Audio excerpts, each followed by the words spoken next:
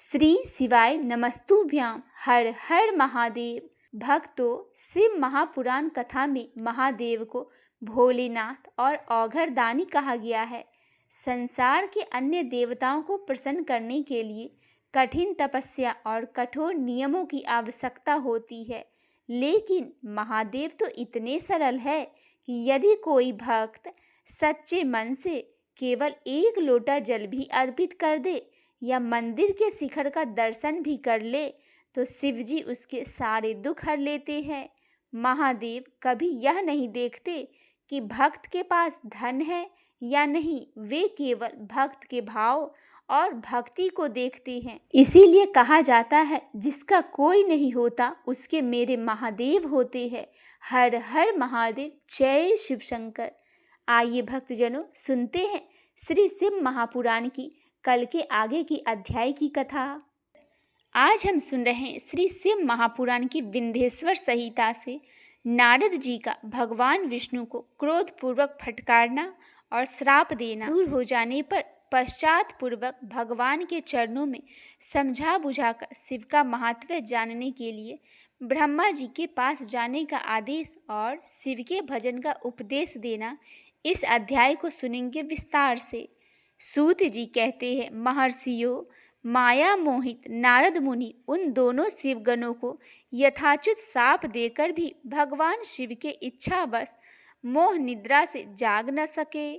भगवान विष्णु के किए हुए कपट को याद करके मन में दुस्साहस क्रोध लिए विष्णु लोक को गए और समीधा पाकर प्रज्वलित हुए अग्निदेव की भांति क्रोध से जलते हुए बोले। उनका ज्ञान नष्ट हो गया था, इसीलिए वे दुर्वचनपूर्ण व्यंग सुनाने लगे। नारद जी ने कहा, हरे तुम बड़े दुष्ट हो, कपटी हो और समस्त विश्व को मोह में डाले रहते हो। दूसरों का उत्साह या उत्कर्ष तुमसे सहा नहीं जाता। तुम मायावी हो, तुम्हारा अंतःकरण मलिन है। पूर्व काल में तुम्ही ने मोहिनी रूप धारण करके कपट लिया, असुरों को बारूनी मदिरा पिलाई और उन्हें अमृत नहीं पीने दिए। छल कपट में ही अनुराग रखने वाले हरे, यदि महेश्वर रुद्र दया करके विष न पी लेते तो तुम्हारी सारी माया उसी दिन समाप्त हो जाती। विष्णुदेव कपटपूर्वक चाल तुम्हें अधिक प्रिय है, तुम्हारा स्वभाव अच्छा नहीं है, तो भगवान शंकर ने तुम्हें स्वतंत्र बना दिया है। तुम्हारी इस चाल ढाल को समझकर अब वे भगवान शिव भी पश्चाताप करते होंगे। अपनी वाणी रूप वेद की प्रामाणिकता स्थापित करने वाले महादेव जी ने ब्राह्मणों को सर्वोपरि बताया है। हरे, इस बात को जानकर आज मैं बलपूर्वक तुम्हें ऐसे सीख दूंगा जिससे तुम्हें फिर कभी भी ऐसा कर्म नहीं कर सकोगे। अब तक तुम्हें किसी शक्तिशाली या तेजस्वी पुरुष से पाला नहीं पड़ा था, इसीलिए आज तक तुम निडर बने हुए हो। परंतु विष्णु, अब तुम्हें अपनी करनी का पूरा पूरा फल मिलेगा। भगवान विष्णु से ऐसा कहकर माया मोहित नारद मुनि अपने ब्रह्म तेज का प्रदर्शन करते हुए क्रोध से खिन्न हो उठे और श्राप देते हुए बोले। विष्णु ने कहा, तुमने स्त्री के लिए मुझे व्याकुल किया है, तुम इसी तरह सबको मोह में डालते रहो। यह कपटपूर्ण कार्य करते हुए तुमने जिस स्वरूप से मुझे संयुक्त किया था, उसी स्वरूप से तुम मनुष्य हो जाओ और स्त्री के वियोग का दुख भोगो। तुमने जिन वानरों के समान मेरा मुँह बनाया था, वे ही उस समय तुम्हारे सहायक हो। तुम दूसरों के स्त्री विरह का दुख देने वाले हो, अतः स्वयं भी तुम्हें स्त्री के वियोग का दुख प्राप्त हो। अज्ञान से मोहित हुए नारद जी मोहवश श्री हरि को जब इस तरह श्राप दिया, तब उन्होंने शंभु की माया की प्रशंसा करते हुए उस श्राप को स्वीकार कर लिया। तदंतर महालीला करने वाले शंभु ने अपनी उस विश्व मोहिनी माया को, जिसके कारण ज्ञानी नारद मुनि भी मोहित हो गए थे, खींच लिया और उस माया के तिरोहित होते ही नारद जी पूर्वोक्त शुद्ध बुद्धि से युक्त हो गए। उन्हें पूर्वोक्त ज्ञान प्राप्त हो गया और उनकी सारी व्याकुलता जाती रही। इससे उनके मन में बड़ा विस्मय हुआ। वे अधिकाधिक पश्चाताप करते हुए बारंबार अपनी निंदा करने लगे। उस समय उन्होंने ज्ञानी को भी मोह में डालने वाली भगवान शंभु की माया की सराहना की। तदंतर यह जानकर माया के कारण ही मैं भ्रम में पड़ गया था, यह सब मेरा माया जनित भ्रम ही था। वैष्णव शिरोमणि नारद जी भगवान विष्णु के चरणों में गिर पड़े। भगवान श्रीहरि ने उन्हें उठाकर खड़ा कर दिया और उस समय अपनी दुबुद्धि नष्ट हो जाने के कारण वे यूं बोले, नाथ, माया से मोहित होने के कारण मेरी बुद्धि बिगड़ गई थी, इसीलिए मैंने आपके प्रति बहुत दुर्वचन कहे हैं, आपको श्राप तक दे डाला। हे प्रभु, उस श्राप को आप मिथ्या कर दीजिए। हाय, मैंने बहुत बड़ा पाप किया, अब मैं निश्चय ही नरक में पड़ूंगा। हरे, मैं आपका दास हूँ, बताइए मैं क्या उपाय करूँ, कौन सा प्रायश्चित करूँ जिससे मेरा पाप समूह नष्ट हो जाए और मुझे नरक में न गिरना पड़े। ऐसा कहकर शुद्ध बुद्धि वाले मुनि शिरोमणि नारद जी पुनः भक्ति भाव से भगवान विष्णु के चरणों में गिर पड़े। उस समय उन्हें बड़ा पश्चाताप हो रहा था। तब श्री विष्णु ने उन्हें उठाकर मधुर वाणी में कहा। भगवान विष्णु बोले, तात, खेद न करो, तुम मेरे श्रेष्ठ भक्त हो, इसमें संशय नहीं है। मैं तुम्हें एक बात बताता हूँ, सुनो, उससे निश्चय ही तुम्हारा परम हित होगा। तुम्हें नरक में नहीं जाना पड़ेगा, भगवान तुम्हारा कल्याण करेंगे। तुमने मद से मोहित होकर जो भगवान शिव को बात नहीं मानी थी, उसकी अवहेलना कर दी थी, उसी अपराध को भगवान शिव ने तुम्हें ऐसा फल दिया है, क्योंकि वे ही कर्म फल के दाता है। तुम अपने मन में यह दृढ़ निश्चय कर लो कि भगवान शिव की इच्छा से ही यह सब कुछ हुआ है। सबके स्वामी परमेश्वर शंकर ही गर्भ को दूर करने वाले हैं, वो ही पर ब्रह्मा परमात्मा है, उन्हीं का सजदानंदन स्वरूप बोध होता है। वे निर्गुण और निर्विकार है, सत्व, रज, तम इन तीनों गुणों से परे है। वे ही अपने माया को लेकर ब्रह्मा, विष्णु और महेश इन तीनों रूपों में प्रकट होते हैं। निर्गुण और सगुण भी वे ही है।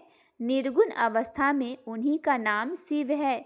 वे ही परमात्मा, महेश्वर, परब्रह्मा, अविनाशी, अनंत और महादेव आदि नामों से कहे जाते हैं।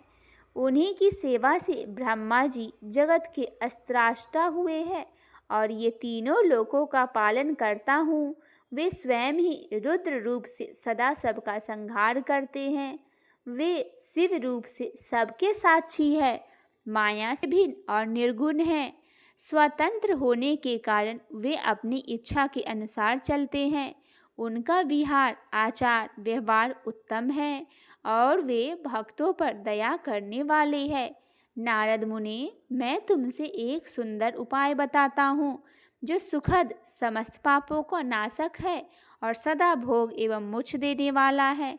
तुम उसे सुनो। अपने सारे संशय को त्याग कर तुम भगवान शंकर के सुयश का गान करो और सदा अनन्य भाव से शिव के सत नमस्तक स्तोत्र का पाठ करो। मुने, तुम निरंतर उन्हीं की उपासना करो और उन्हीं का भजन करो। उनके यश को सुनो और गाओ तथा प्रतिदिन उन्हीं की पूजा अर्चना करते रहो। नारद जी शरीर, मन और वाणी द्वारा भगवान शंकर की उपासना करता है, उसे पंडित या ज्ञानी जानना चाहिए, वह जीवन मुक्त कहलाता है। शिव इस नाम रूपी दावानल से बड़े बड़े पातकों का असंख्य पर्वत अनायास भस्म हो जाते हैं। यह सत्य है, सत्य है, इसमें संशय नहीं है। जो भगवान शिव के नाम रूपी नौका का आश्रय लेते हैं, वे संसार सागर से पार हो जाते हैं। संसार के मूलभूत उनके सारे पाप निसंदेह नष्ट हो जाते हैं।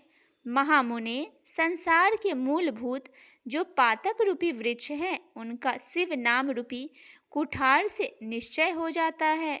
जो लोग पाप रूपी दावानल से पीड़ित है उन्हें शिव नाम रूपी अमृत का पान करना चाहिए। पाप दाव गृह से दग्ध होने वाले प्राणियों को शिव अमृत के बिना शांति नहीं मिल सकती। संपूर्ण वेदों का अवलोकन करके पूर्ववर्ती विद्वानों ने यही निश्चय किया है कि भगवान शिव की पूजा ही उत्कृष्ट साधन तथा जन्म मरण रूपी संसार बंधन के नाश का उपाय है। आज से यत्न पूर्वक सावधान रहकर विधि विधान के साथ भक्ति भाव से नित्य निरंतर जगदम्बा पार्वती सहित महेश्वर सदा शिव का भजन करो। नित्य शिव की ही कथा सुनो और कहो तथा अत्यंत यत्न करके बारंबार शिव भक्तों को पूजा किया करो। मुनि श्रेष्ठ अपने हृदय में भगवान शिव के उज्जवल चरणाविंद को स्थापना करके पहले शिव के तीर्थ में विचरो। मुने इस प्रकार परमात्मा शंकर के अनुपम महात्म्य का दर्शन करते हुए अंत में आनंदवन काशी को जाओ। वह स्थान भगवान शिव को बहुत ही प्रिय है। वहाँ भक्तिपूर्वक विश्वनाथ जी का दर्शन पूजा करो। विशेषतः उनकी स्तुति वंदना करके तुम निर्विकल्प संशय रहित हो जाओगे। नारद जी, इसके बाद तुम्हें मेरी आज्ञा से भक्तिपूर्वक अपने मनोरथ के सिद्धि के लिए निश्चय ही ब्रह्मलोक में जाना चाहिए। वहाँ अपने पिता ब्रह्मा जी का विशेष रूप से स्तुति वंदना करके तुम्हें प्रसन्नतापूर्वक हृदय से बारंबार शिव महिमा का विषय में प्रश्न करना चाहिए। ब्रह्मा जी शिव भक्तों में श्रेष्ठ हैं। वे तुम्हें बड़ी प्रसन्नता के साथ भगवान शंकर का महात्म्य और सत्य नाम मात्र से सुनाएंगे। मुने, आज से तुम शिव आराधना में तत्पर रहने वाले शिव भक्त हो जाओ और विशेष रूप से मोक्ष के भागी बनो। भगवान शिव तुम्हारा कल्याण करेंगे। इस प्रकार प्रसन्नचित हुए भगवान विष्णु नारद मुनि को प्रेम पूर्वक उपदेश देकर श्री शिव का स्मरण वंदन और स्तवन करके वहाँ से अंतर ध्यान हो गए। इस प्रकार यह अध्याय यहीं पे समाप्त हुआ। आइए अब सुनते हैं इसके आगे का अध्याय। नारद जी शिव तीर्थ में भ्रमण और शिव गणों को श्रापोद्वार की बात बताना तथा ब्रह्मलोक में जाकर ब्रह्मा जी से शिव तत्व के विषय में प्रश्न करना, इस अध्याय को सुनेंगे विस्तार से। सूत जी कहते हैं, महर्षियों, भगवान श्रीहरि के अंतर ध्यान हो जाने पर मुनि श्रेष्ठ नारद शिवलिंगों को भक्तिपूर्वक दर्शन करते हुए पृथ्वी पर विचरने लगे। ब्राह्मणों, भूमंडल पे घूम फिर कर उन्होंने भोग और मोक्ष देने वाले बहुत से शिवलिंगों का प्रेम पूर्वक दर्शन किया। दिव्यदर्शी नारद जी भूतल लोक के तीर्थ में विचर रहे हैं और इस समय उनका चित्त शुद्ध है। यह जानकर वे दोनों शिवगण उनके पास गए। वे उनके दिए हुए श्राप से उद्धार की इच्छा रखकर वहाँ गए थे। उन्होंने आदरपूर्वक मुनि के दोनों पैर पकड़ लिए और मस्तक झुकाकर भली भांति प्रणाम करके शीघ्र ही इस प्रकार कहा। शिवगण बोले, ब्राह्मण, हम दोनों शिव के गण हैं। मुने, हमने ही आपका अपराध किया है। राजकुमारी श्रीमती के स्वयंवर में आपका चित्त माया से मोहित हो रहा था।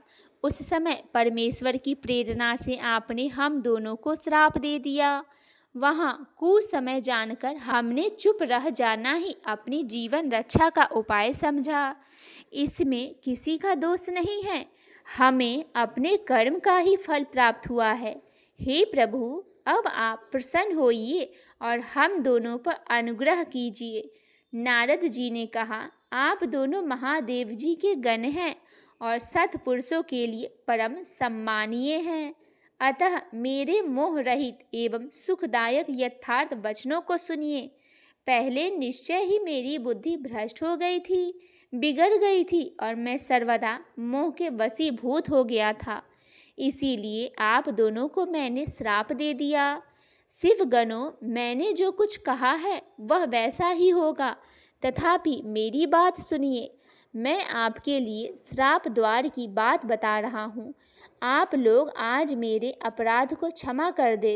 मुनिवर विश्वास के व्रिय से जन्म ग्रहण करके आप संपूर्ण दिशाओं में प्रसिद्ध कुंभकर्ण रावण राक्षस राज का पद प्राप्त करोगे और बलवान वैभव से युक्त तथा परम प्रतापी होगे। समस्त ब्रह्मांड का राजा होकर भी शिव भक्त एवं जितेंद्रिय होंगे और शिव के ही दूसरे स्वरूप श्री विष्णु के हाथों मृत्यु पाकर फिर अपने पद पर प्रतिष्ठित हो जाएंगे। सूत जी कहते हैं, महर्षियों, महात्मा नारद मुनि का यह बात सुनकर वे दोनों शिवगण प्रसन्न हो सानंद अपने स्थान को लौट गए। श्री नारद जी भी अत्यंत आनंदित हो अनन्य भाव से भगवान शिव का ध्यान तथा शिव तीर्थ का दर्शन करते हुए बारंबार भूमंडल पर विचरने लगे। अंत में वे सबके ऊपर विराजमान शिव प्रिया काशीपुर में गए, जो शिव स्वरूपिणी एवं शिव को सुख देने वाली है। काशीपुरी का दर्शन करके नारद जी कृतार्थ हो गए। उन्होंने भगवान काशीनाथ का दर्शन किया और परम प्रेम और परमानंद से युक्त हो उनकी पूजा काशी में सानंदन सेवन करके ही मुनि श्रेष्ठ कृतार्थ का अनुभव करने लगे और प्रेम से विह्वल हो उसका नमन वर्णन तथा स्मरण करते हुए ब्रह्मलोक को गए। निरंतर शिव का स्मरण करने से उनकी बुद्धि शुद्ध हो गई थी। वहां पहुंचकर शिव तत्व का विशेष रूप से ज्ञान प्राप्त करने की इच्छा नारद जी ने ब्रह्मा जी को भक्तिपूर्वक नमस्कार किया और नाना प्रकार से स्तोत्रों द्वारा उनकी स्तुति करके उनसे शिव तत्व के विषय में पूछा। उस समय नारद जी का हृदय भगवान शंकर के प्रति भक्ति भावना से परिपूर्ण था। नारद जी बोले, ब्राह्मण पर ब्रह्मा परमात्मा के स्वरूप को जानने वाले पितामह जगत प्रभु, आपके कृपा प्रसाद से मैंने भगवान विष्णु के उत्तम महामाया का पूर्णतः ज्ञान प्राप्त किया है। भक्ति मार्ग, ज्ञान मार्ग, अत्यंत दुस्तर, तपो मार्ग, दान मार्ग तथा तीर्थ मार्ग भी वर्णन सुना है, परंतु शिव तत्व का ज्ञान मुझे अभी तक नहीं हुआ है। मैं भगवान शंकर की पूजा का विधि को भी नहीं जानता। अतः प्रभु, आप क्रमशः इन विषयों को तथा भगवान शिव के विविध चरित्रों का तथा उनके स्वरूप, तत्व, प्रकाश्य, विवाह, गृहस्थ धर्म सब मुझे बताइए। निष्पाप पितामह, ये सब बातें तथा और भी जो आवश्यक बातें हो उन सब का आपको वर्णन करना चाहिए।